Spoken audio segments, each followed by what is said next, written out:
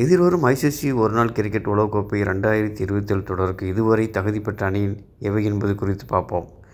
ICC 14வது ஒருநாள் cricket உலகக்கோப்பை தொடர் வரும் 2027 அக்டோபர் 4 முதல் நவம்பர் 21 நடைபெற உள்ளது. தென்னாப்பிரிக்கா, ஜிம்பாப்வே, நமீபியா ஆகிய 3 நாடுகள் இணைந்து உலகக்கோப்பை தொடரை நடத்த உள்ளன.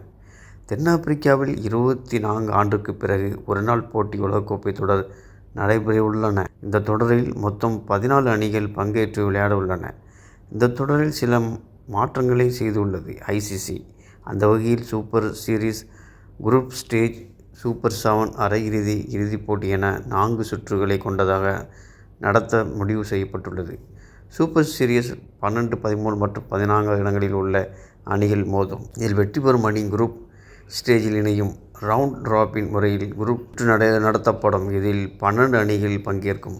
ஒருநாள் கிரிக்கெட் உலகக்கோப்பை 2027 தொடருக்கு தகுதி பெற்ற அணிகள்: இந்தியா, ஆஸ்திரேலியா, இங்கிலாந்து, தென்னாப்பிரிக்கா, நியூசிலாந்து, இலங்கை, பாகிஸ்தான், வங்கதேசம், ஆப்கானிஸ்தான் மற்றும் ஜிம்பாப்வே. இதுவரை மொத்தம் 10 அணிகள் இந்த தொடருக்கு முன்னேறியுள்ளன. இந்த பட்டியலில் ஆப்கானிஸ்தான் அணி அண்மையில் இணைந்தது. தொடரை நடத்தும் அணியை தவிர்த்து ஐசிசி ஒருநாள் கிரிக்கெட் பட்டியலில் டாப் 8 இடங்களில் உள்ள அணிகள் நேரடியாக இந்த தொடருக்கு தகுதி பெற்றது என்பது குறிப்பிடத்தக்கது.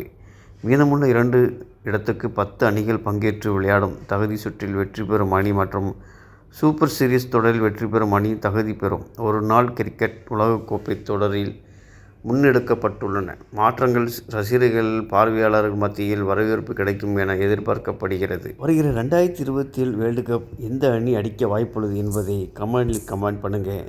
என் சேனலை சப்ஸ்கிரைப் பண்ணி வச்சுக்கோங்க. தேங்க்ஸ் ஃபார் வாட்சிங்.